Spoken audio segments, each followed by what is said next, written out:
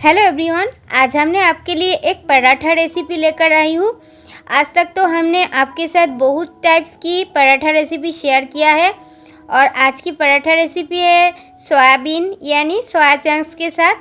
तो सोयाबीन यानी soya chunks कीमा के साथ इस पराठा रेसिपी होगा। बहुत ही यम्मी एक पराठा रेसिपी, जिस लोगों ने पराठा खाना बहुत ही पसंद करता है उसके लिए सोया कीमा की पराठा रेसिपी एक मस्ट ट्राई वाली पराठा रेसिपी।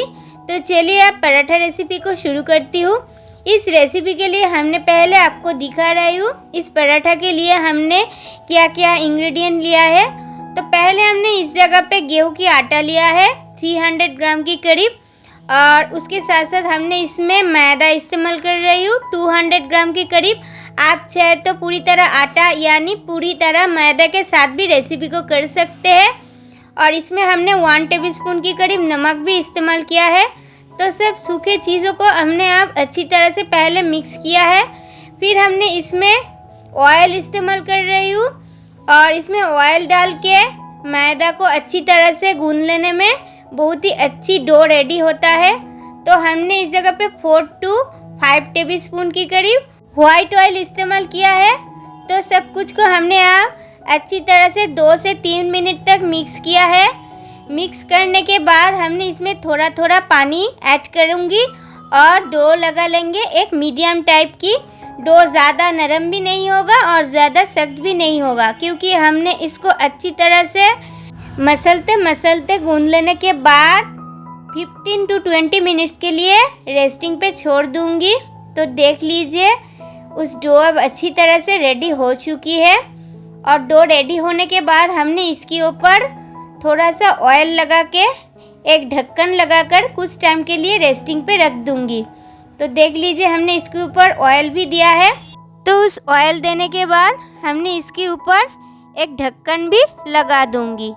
और इस तरीक़ा में पराठा की डो को रेडी करने में डो बहुत ही सॉफ्ट होती है और पराठा भी बहुत ही मज़ेदार बनती है। तो इसके ऊपर ढक्कन लगा देने के बाद हमने इस जगह पे सोया चंक्स लिया है 200 ग्राम के करीब। छोटी साइज़ की सोया चंक्स लिया है। आप चाहे तो बड़े साइज़ की सोया चंक्स के साथ भी इस रेसिपी को कर सकते हैं।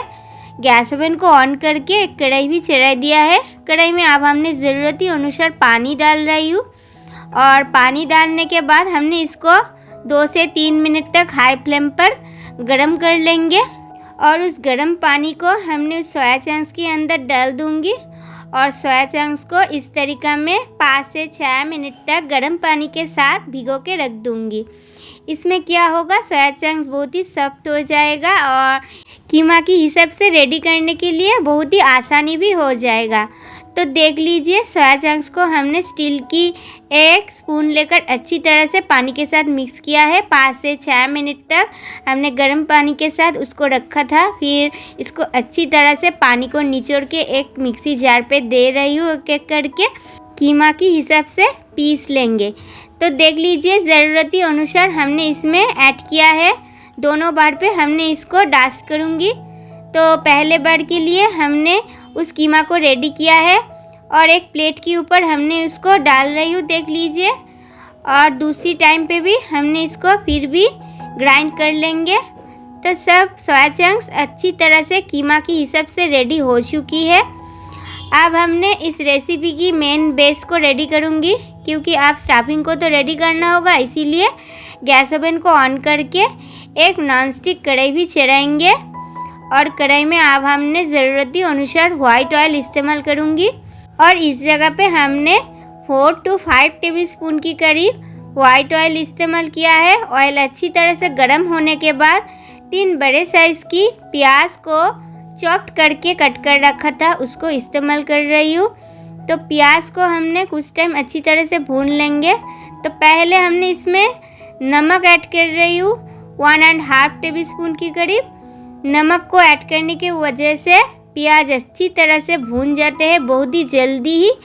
तो देख लीजिए प्याज को हमने 2 से 3 मिनट तक मीडियम टू हाई फ्लेम पर भून लिया है। फिर हमने इसमें 1 टेबलस्पून की करीब अदरक की पेस्ट और 10 से बड़ा लहसुन की कलियां को कूट करके इस्तेमाल किया है। तो प्याज के साथ अदरक लहसुन को हमने और 5 से 6 मिनट तक भून लेंगे। और अदरक लहसुन की कच्चापन चला जाने के बाद एक एक करके कुछ कुछ मसाला को इस्तेमाल कर रही हूँ। हल्दी पाउडर 1 टेबलस्पून के करीब, spicy red chilli powder half tablespoon के करीब, जीरा पाउडर 1 टेबलस्पून के करीब और धनिया पाउडर को हमने इस जगह पे 1.5 टेबलस्पून के करीब इस्तेमाल किया है। फिर हमने टोमेटो केचप इस्तेमाल कर रही हूँ 3 टेबलस्पून के करीब, शेजवान सॉस 1.5 टेबलस्पून के करीब इस्तेमाल किया है। तो ये दोनों सॉसेस को इस्तेमाल करने की वजह से रेसिपी बहुत ही ज़बरदस्त होती है। और हमने इसमें चिकन करी मसाला इस्तेमाल किया है 1.5 टेबलस्पून के करीब। तो सब कुछ को हमने अच्छी तरह से मिक्स कर रही हूँ, देख लीजिए। और आप चाहे तो कोई भी ब्रांड की चिकन करी मसाला इसमें डाल सकते हैं। मसाला को और भी अच्छी तरह से भून लेने के लिए हमने इसमें थोड़ा सा पानी ऐड किया है। थोड़ा सा पानी ऐड करके गैस की फ्लेम को मीडियम पे रखकर हमने इसको और 2 मिनट तक भून लिया है। फिर हमने इसमें कुछ ताज़ा धनिया पत्ता को कट करके इस्तेमाल कर रही हूँ।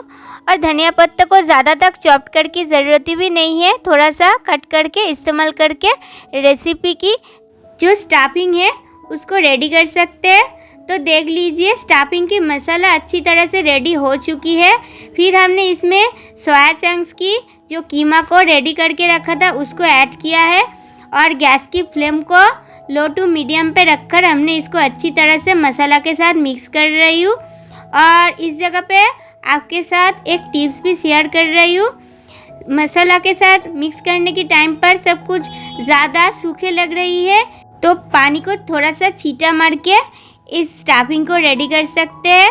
तो देख लीजिए नमक को हमने चेक किया है, नमक थोड़ी सी कम लग रही है, इसीलिए हमने फिर भी इसमें हाफ टेबलस्पून के करीब नमक इस्तेमाल किया है। और हाफ टेबलस्पून के करीब चिकन करी मसाला भी इस्तेमाल किया है। तो चिकन करी मसाला की क्वांटिटी टोटली 2 टेबलस्पून के करीब है। तो हमने देख लीजिए सब कुछ को अच्छी तरह से मिक्स किया है। और मिक्स करने के साथ साथ सोया चंक्स यानी सोयाबीन की पराठा की जो स्टफिंग वो अब रेडी हो चुकी है। गैस फ्लेम को बंद करके हमने इसको एक थाली के ऊपर डाल रही हूँ। और इसको डाल देने के बाद हमने अच्छी तरह से फैला लेंगे। और फैला लेने की वजह से स्टफिंग जल्दी ही ठंडा हो जाएगा और ठंडा करने की ज़रूरत भी है। पराठा की स्टफिंग को एक साइड पे रखकर हमने ढक्कन को खोल लिया है। ढक्कन को खोलकर हमने उस आटे और मैदे की डो को फिर से 3 से 4 मिनट तक मसलते मसलते गूंद लेंगे। इसमें क्या होगा, पराठा बहुत ही ज़बरदस्त होगा और नरम भी होगा। तो देख लीजिए इस डो को हमने अच्छी तरह से गूंद लेने के बाद हमने इसको 2 भाग कर लेंगे। और 2 भाग कर लेने के बाद इसकी लोई को रेडी कर लेंगे। और लोई को ज़्यादा तक बड़ा नहीं करूँगी। लोई ज़्यादा बड़ा नहीं क्यों करूँगी ये भी आपके साथ शेयर करूँगी। तो देख लीजिए एक एक करके सब लोई रेडी हो चुकी है।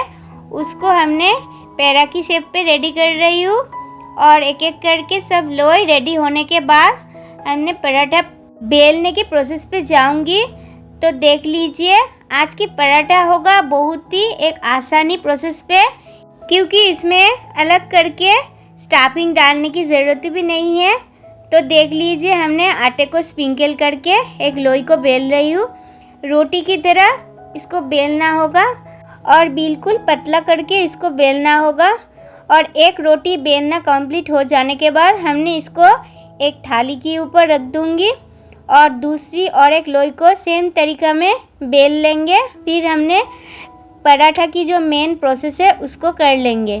तो देख लीजिए दूसरी और एक लोई लिया है, उसको भी हमने आटे स्प्रिंकल करके बेल रही हूँ और बहुत ही पतला करके इसको बेल रही हूँ। देख लीजिए इसको बेलने के बाद हमने उस प्रोसेस को दिखा रही हूँ।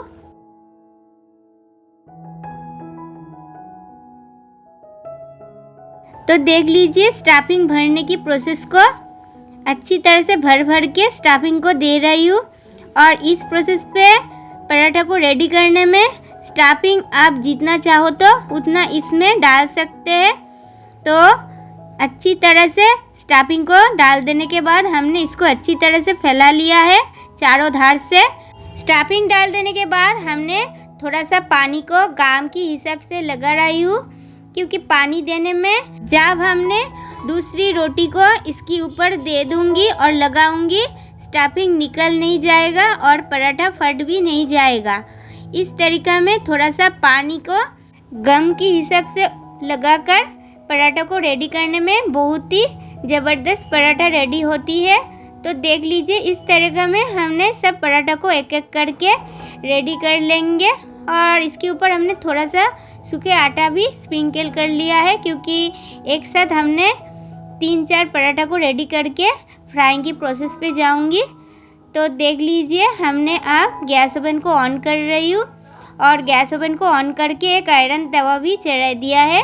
तवा के ऊपर हमने पहले कोई भी ऑयल वगैरह इस्तेमाल नहीं किया है। बिना ऑयल के साथ एक साइड को मीडियम टू हाई फ्लेम पर फ्राई कर लेंगे। फिर हमने इसके ऊपर ऑयल ऐड करूँगी। आप चाहे तो इस रेसिपी को घी के साथ भी फ्राई करके देख सकते हैं। घी के साथ भी पराठा रेसिपी बहुत ही दमदार बनती है। तो देख लीजिए, इसके ऊपर हमने 2 से 3 चम्मच ऑयल ऐड किया है और दूसरी साइड के ऊपर भी फिर हमने ऑयल ऐड कर रही हूँ। और इस तरीक़ा में हमने एक साइड को ऑयल ऐड करके अच्छी तरह से स्प्रेड करके फ्राई कर लेंगे। गैस की फ्लेम रहेगा मीडियम टू हाई पे। ये आपकी ज़रूरत के अनुसार आपको दिमाग पे रखना होगा गैस की फ्लेम की कहानी को क्या करना होगा कब। तो देख लीजिए, कितना सुंदर फूली फूली पराठा रेडी हो रहा है। और इतनी सी सुंदर फूली फूली पराठा रेडी होती है। इस प्रोसेस को फॉलो करके डो को रेडी करने में तो दूसरी और एक पराठा को फ्राई करके आपको दिखा भी रही हूँ। सेम तरीक़ा में फ्राई करना होगा। पहले इसमें कोई भी ऑयल वगैरह इस्तेमाल नहीं करना चाहिए।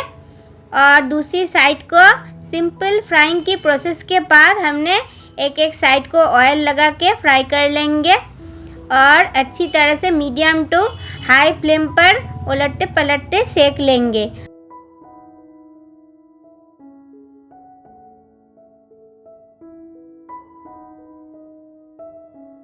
तो देख लीजिए, एक एक करके सब पराठा रेडी हुआ है और पराठा को हमने एक थाली के ऊपर डाल रही हूँ। सब पराठा रेडी होने के बाद हमने दिखा भी दूँगी कितना अच्छा स्टफिंग भरे हुए सॉफ्ट पराठा रेडी हुई है। और सिंपल खीरा और टोमेटो केचप के साथ इस पराठा रेसिपी बहुत ही दमदार लगती है। छोले रेसिपी भी ट्राई करके देख सकते हैं। तो आज की इस टाइप की सोया कीमा की पराठा रेसिपी अभी तक घर पर एक बार ट्राई नहीं किया है तो प्लीज़ एक बार ट्राई करके देख लीजिए। हमने उम्मीद करती हूँ आपको इस रेसिपी बहुत ही पसंद आएगा और बच्चों को भी पसंद आएगा। आप इस रेसिपी को बच्चों को घर पे बना के खिला सकते हैं और टिफ़िन पे भी दे सकते हैं। तो आज की सोया चंक्स की पराठा रेसिपी आपको कैसी लगा कमेंट करके प्लीज़ बताइए। आज की वीडियो हमने यहाँ पे एंड कर रही हूँ। अगले दिन पर भी कोई नया रेसिपी लेकर आपके साथ फिर मिलूँगी। तब तक के लिए बाय बाय, टेक केयर।